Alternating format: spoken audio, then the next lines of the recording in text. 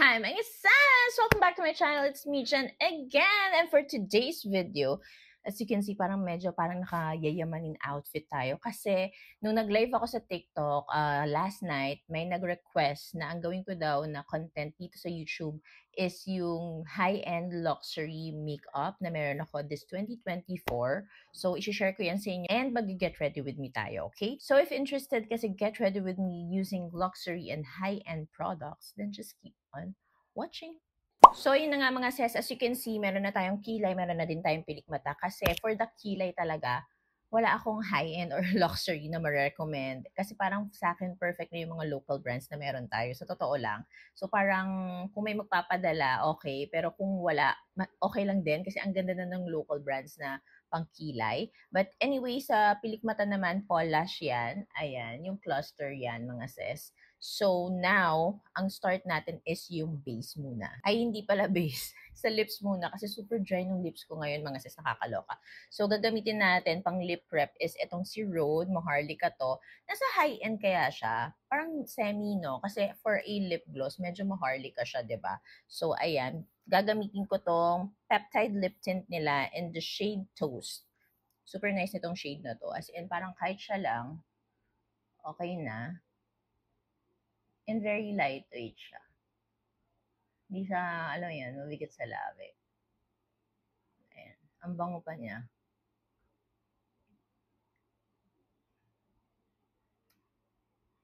Ayan, diba? So, nakapag-lip prep muna tayo. Next naman is for the primer, I'll be using si RMK na primer. Hindi ko mabasa pero Japanese kasi siya. Basta primer to and it has SPF 22, PA++ na siya for 30 ml. Ayan siya, very luxe and sociale nung packaging niya. As in, ito actually, yung packaging niya, yung parang humila sa akin dun sa store. Kasi sabi ko, oh my gosh, ang linis tignan ng packaging. Tapos parang ang ganda-ganda niya. Tapos, ayun nga, okay naman pala siya. Ayan. Very parang siyang moisturizing siya na primer. Just to prep your skin bago ka mag-base. Ayan. Pero madalas ngayon talaga, sa totoo lang mga sis, hindi ako masyado nagpa-primer na. Pero ito, it's a good primer if gusto mo ng extra glow and also hydration sa iyong face. And parang, alam mo yun, lapat na lapat talaga yung base sa makeup mo. Ayan. So, ganyan siya. Nakita niyo, parang mas nag-glow and na-freshen up yung ating skin. Then, for the base, dalawa talaga yung sobrang mahal na mahal ko ngayon na luxury. Itong si Giorgio Armani, alam niyo yan. And also, itong si Maring Dior. Pero si Maring Dior kasi pang everyday ganapper siya. Pero kung gusto mo mag-events and everything. Pero ito din naman pwede to pang everyday ganapper siya kasi very lightweight. So, for today's video, ang winner muna sa akin is si Giorgio Armani, si parang Giorgio, okay? Kasi sobrang ganda din talaga nito and ang ganda, makikita niyo kung gaano siya kaganda yung lapat niya. And bago ko i-film to, bumaksak yan na parang, alam mo yon, huminto ng very light yung puso ko nung bumaksak siya. Ayan. Kasi syempre, di ba, medyo mahirap siyang bilhin dito sa Philippines. And syempre, mas maharli kapag nandito na sa Pinas. Binili ko kasi yun sa Japan. Pero anyways, makakabalik naman sa Japan. Ayan. Ganyan mo lang siya para even yung pagka-apply. Ayan. Then, I'll be using itong brush na Get Ready With Me. Ayan. I'll try mga sis ha. I'll try na maglagay ng link dito sa mga luxury high-end products na to kapag may nakita akong legit talaga na nagsisell sa Shopee or Lazada. I'll try. Kasi for sure, ang dami din sa inyong gustong makatry ng gantong mga products eh. Kasi legit, ang ganda talaga nila. Promise. Ayun, makikita nyo naman. And madalas din, talagang sila yung gamit ko pag lumalarga. Alam nyo ngayon mga sis, grabe yung breakout ko. Kasi, di ba, super nag-gain weight ako ng malala talaga. As in, hindi ako naging conscious sa aking pagkain and everything. Aminado naman, and tinamad ako mag-workout and all. So, ngayon, nag-start ako mag-diet and also mag-workout. So, sabi nung doctor ko, talagang magwawala ang hormones natin ulit. So, tiyaga-tiyaga lang at maging consistent sa pagpa-facial and Revlite para hindi lumala ang breakout. Anyways, ayan, ganyan si paring Giorgio. Pag one layer, okay na, di ba? Ang ganda. Freshness. Then, for the concealer, si Hourglass, syempre, super favorite ko talaga to. Like, bibili at bibili ako pag naubos na siya. Kahit alam mo yun, nagli-leak siya ng ganyang malala. Okay lang, kasi ang ganda talaga niya, mga sis. I swear. Gamit na gamit ko to. Malala. Alam niyo yan. Ayan, gaganyan-ganyanin mo lang siya. Pero mamarinate muna natin yan, mga sis. Okay, kasi mag-run tour muna tayo. Kasi kapag binarinate mo siya, mas, alam mo yan, maganda siyang i-blend. And mas magsistay yung concealer sa Pestlock mo. Then for Brontour na cream, hindi ko sure kung this year ko ba ito nabili or last year, ng medyo end ng last year. Pero, yeah, alam niyo yan na super favorite ko to. It's Tom Ford Shade and Illuminate Intensity 1. Ito talaga yung gamit na gamit ko. Ito, hindi ko gaano gamit. Ito lang. Ito talaga. So, yung Get Ready With Me brush pa rin, angled base, ang tawag nila dito, angled base brush. Ayan. Blend ko lang. Very natural kasi to, ang ganda. Tapos, ang dali-dali niyang ma-blend. Ewan ko, iba yung atake nito ni paring Tom Ford talaga. Madalas majority ng mga high-end and luxury na makeup, talagang meron silang pinapatunayan. Alam mo yun, hindi siya yung mahal lang siya dahil sa pangalan. Hindi naman, mga sis. Majority talaga, may karapatan sila na magmahal. Ayan. Minsan, di ba, iisipin, ba't ang mahal-mahal niya? Meron namang mura. Meron naman talaga mas mura, pero hindi kayang tapatan. Alam mo yun, may ganung mga products. Ito din pala, for me, luxury high-end para sa akin itong mga makeup brush na to. Napaka-maharlika nito. This is BK Beauty na brushes. Ayan, this is 109. And then the other one is A506 pang concealer. Pero in fairness, effect na effect siya at gamit na gamit siya, mga sis. Maganda siya talagang pang blend, Kinemerut. O, ayan yung sinasabi ko sa inyo sa Hourglass, di ba? Makamandag ang coverage. Pag na-blend yan, boom, boom, pow, mga sis. Abangan nyo. Sulit na sulit talaga yung pera ko dito. Nung una pa nga inisip ko, oh my gosh, sobrang mahal naman itong concealer na to. Sana, alam mo yun, parang mega dasal ako na shit. Sana ka-shade ko. Sana talagang carry sa akin. Alam mo yun? Kasi kung hindi, babay ka na lang sa pera mo talaga. Ayan o. Diba? Super okay talaga, mga sis. Oh.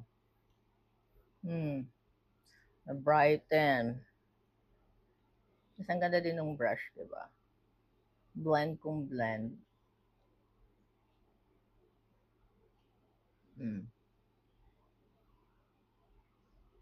Diba? Ang laki na ng difference dito sa side na to. Parang ibang tao na to. Ibang mukha na to. Sino to? Look at the difference. Diba? Kabog na kabog. Oh.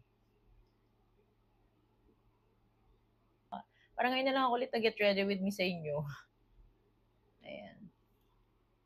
Kabog, diba? Mas dito na. Fast forward ko na lang tong part na to, mga sis. Biblend ko lang.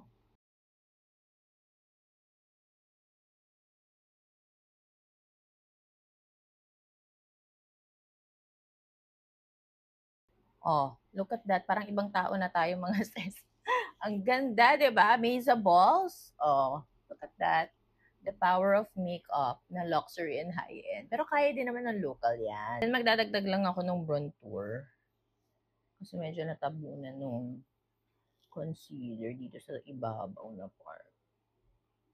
Kaya medyo nakikita niyo pa rin yung pagkalaki ng mukha ko. Kailangan natin bawasan yan. Hindi pwedeng lagi niyo nakikita yan.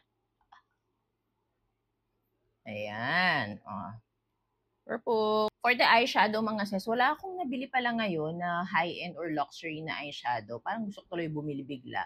Pero meron ako nabiling palette. It's from Hourglass. This is their Ambient Lighting Edit Unlock in Dragon. So, ito, feeling ko, full face na to. Kaya niyang, alam mo pati sa as an eyeshadow, gagamitin natin siya. Basic lang naman yung gagawin natin. feeling ang basic. So, kuha lang tayo nitong parang bronzer nila. Then, apply natin dito. O, diba? Ang ganda agad. Nakakainis. Yung unang hagod mo palang maganda na.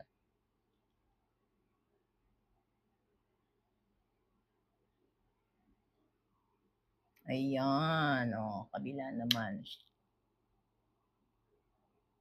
Ito talaga, for me, worth it na worth it siya. Kasi nga, pwede mo siyang gamitin. Like, as an eyeshadow, face palette, alam mo yun.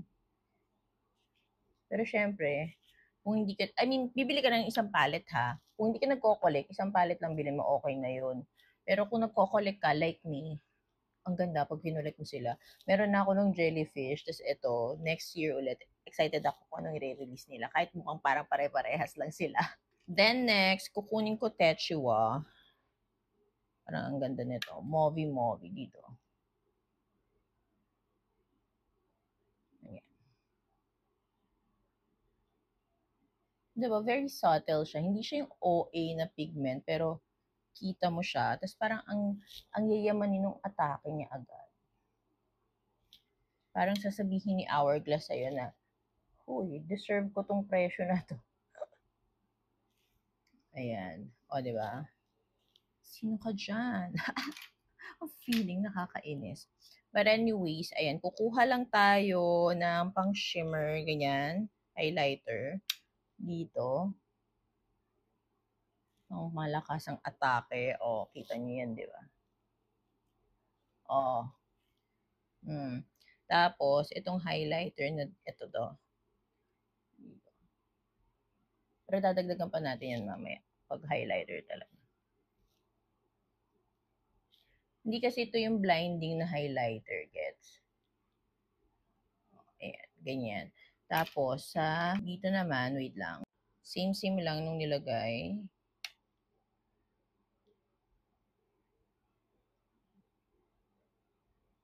Ayan.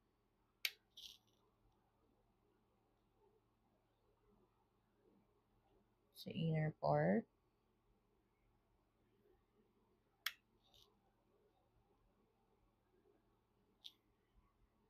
Then, itong parang highlighter.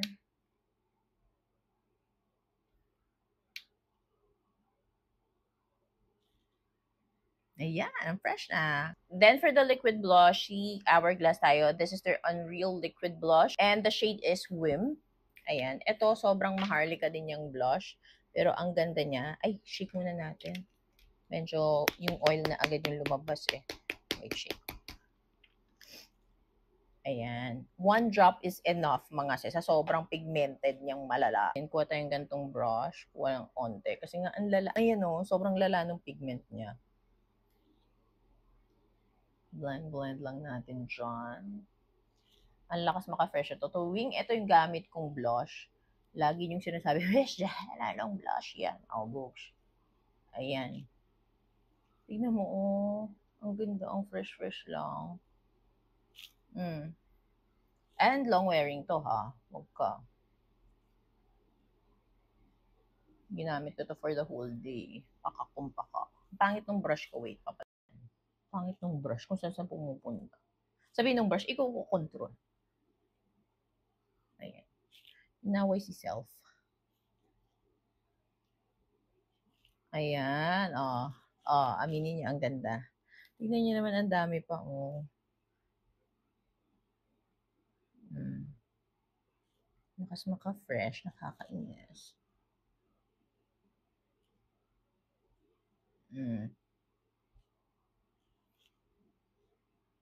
Look at that.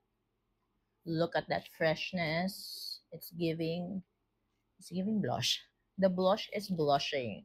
Okay, next naman is for the powder blush and also for the powder bronzer. I'll be using this one. Palette din siya from Chanel. Super nice, amazables, and ang bango-bango niya. Pang mayaman yung amoy niya. But anyways, ayan, gagamitin natin siya for today. Hindi na muna yung Hourglass kasi nagamit natin siya sa mata na. Wait lang. So, let's use this for the bronzer. Ito mo, nakita yung atake niya. Very Natural, smooth lang agad. Parang effortless yung pag-blend mo.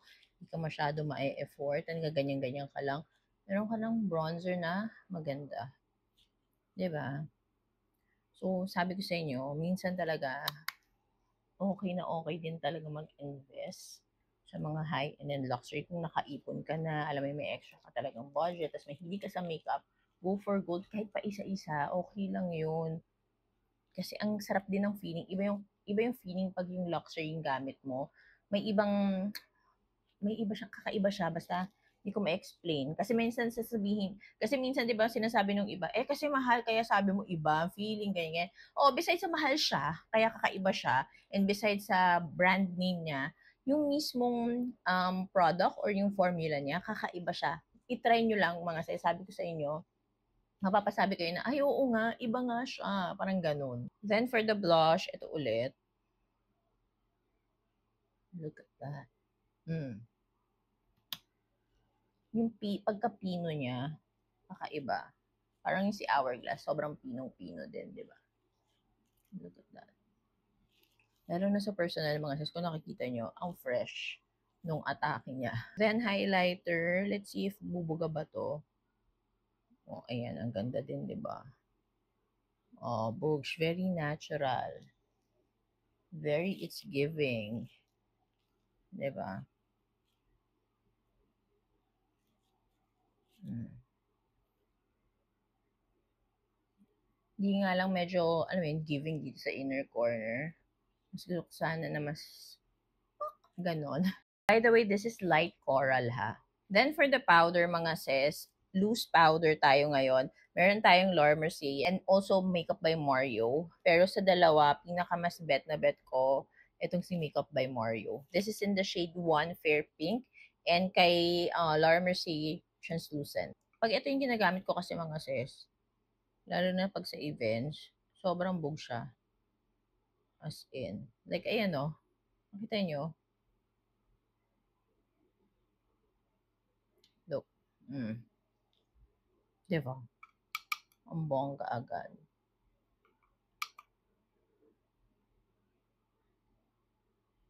Isang side lang para makita.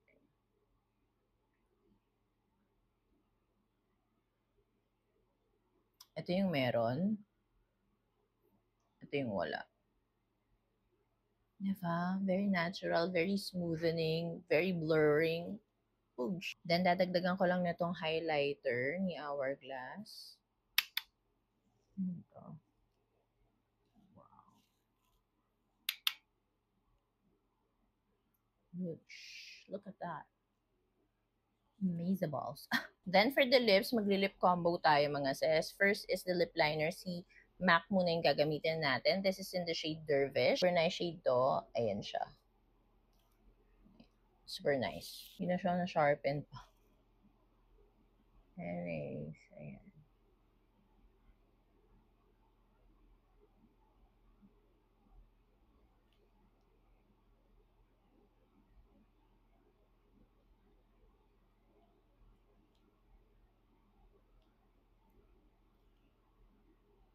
Ayan, ganyan lang mga sis. Then, for the lips, for the lippy, YSL tayo. This is, oh my gosh, ang hirap ng shade kasi naka-Japanese emerald siya. Pero 202 to. Ito yung Love Candy nila na lippy. Tama ba, Love Candy? And sa Japan ko din to winili. Love Shine Candy? Ganun nata.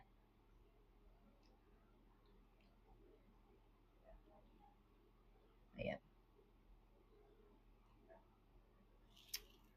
Perfection. Then, mag-add tayo ng gloss pa. Si Patrick to. Sobrang nice nito. Plumping to nga sis. Nasa siyang bubble gum.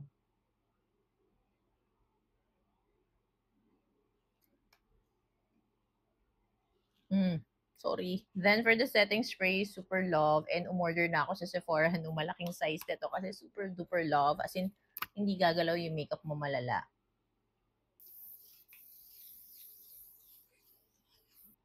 Boost na, nakita nyo.